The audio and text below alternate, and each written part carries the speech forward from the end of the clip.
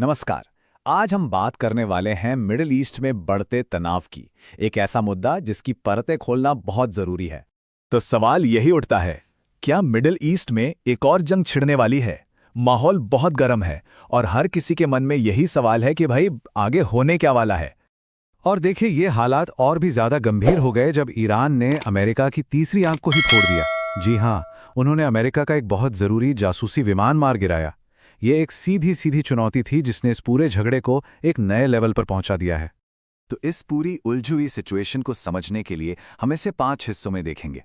पहले तो अभी जमीन पर क्या चल रहा है, फिर अमेरिका अपनी मिलिट्री कैसे तैयार कर रहा है, इसके जवाब में ईरान क्या कर रहा है, फिर देखेंगे कि इसका असर पूरे इलाके पर कैसे पड़ रहा है, और आखिर में नेताओं की बयानबाजी पर भी नजर डालेंगे। तो चलिए सबसे पहले बात करते हैं सुलगते हुए संघर्ष की।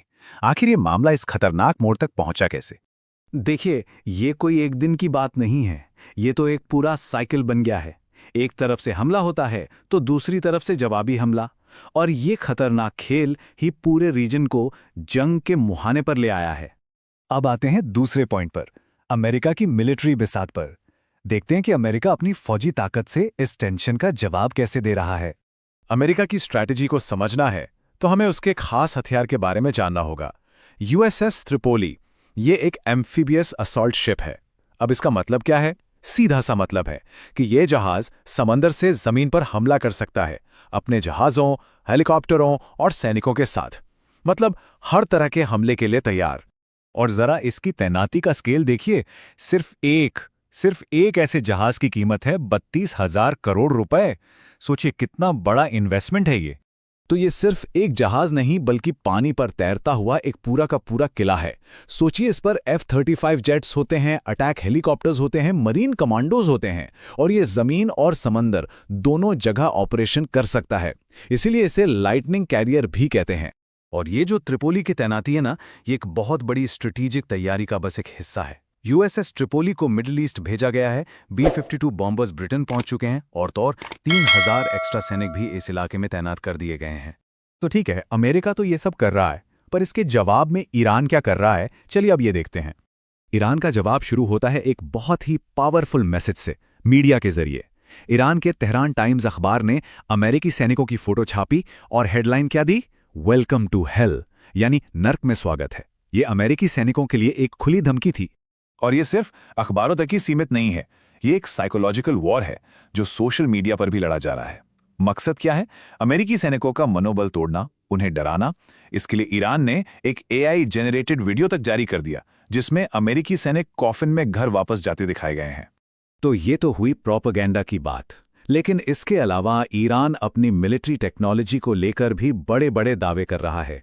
तेहरान का कहना है कि उनके पास अब एक सीक्रेट एयर डिफेंस सिस्टम है, एक ऐसा सिस्टम जो अमेरिका के सबसे एडवांस्ड F-35 फाइटर जेट को भी मार गिरा सकता है। और देखिए, ये लड़ाई सिर्फ अमेरिका और ईरान के बीच की नहीं रह गई है। ये आग अब सरहदों के पार फैल रही है और पूरे इलाके को अपनी चपेट में ले रही है। इस चार्ट से साफ पता चलता है कि कैसे प्रॉक्सी ग्रुप्स और सीधे हमलों के जरिए पूरे मिडिल ईस्ट में अमेरिकी ठिकानों और उसके दोस्तों को निशाना बनाया जा रहा है। हमले कहाँ हुए? सऊदी अरब में, इराक में, कुवैत में और यहां तक कि इजराइल में भी। चलिए जरा वापस उस गिराए गए विमान पर आते हैं जिसकी बात हमने शुरू में की थी। वो क्यों इतना जरूरी था? वो था E-3 सेंट्री, जिसे AWACS भी कहते हैं। इसे आप हवा में उड़ता हुआ एक रडार स्टेशन समझ लीजिए, अमेरिका की तीसरी आंख, क्योंकि ये रियल टाइम में सब कुछ देखता है, सब पर नजर रखता है। तो जब ईरान ने सऊदी अरब में इस एक जहाज को गिराया तो ये अमेरिका के लिए सिर्फ एक टैक्टिकल झटका नहीं था, बल्कि एक बहुत बड़ा फाइनेंशियल लॉस भी था। पता है इसकी कीमत कितनी थी? लगभग 6,500 करोड़ रुपए। तो ये तो हुई मिलिट्री की बात। अब आते हैं आखिरी हिस्से पर, यानी शब्दों के युद्ध पर, क्योंकि बंदूकों के साथ साथ जुबानें भी चल रही थीं और पॉलिटिक्स इस आग में घी डालने का काम कर रही थी। और यहाँ पॉलिटिक्स कितनी कंफ्यूजिंग और अजीब हो सकती है, इसका एक बेहतरीन उदाहरण मिलता है। देखिए, एक तरफ तो अमेरिका ईरान से लड़ने के लिए 3,000 सैनिक और जंगी जहाज भेज रहा है, और दूसरी तरफ तत्कालीन राष्ट्रपति ट्रंप अपने ही एक सबसे बड़े सहयोगी सऊदी प्रिंस मोहम्मद बिन सलमान को सबके सामने चापलूस बुला रहे हैं। और ये बात उन्होंने कहा कही एक ऐसे इन्वेस्टमेंट इवेंट में जिसे सऊदी अरब ही सपोर्ट कर रहा था। उनका ये बयान साफ दिखाता है कि उस वक्त की डिप्लोमेसी कितनी पर्सनल और लेन देन वाली हो गई थी। तो हुआ ये कि इस एक घटना ने पहले से ही जो नाजुक रिश्ता था उसे और भी उलझा दिया। हुआ क्या?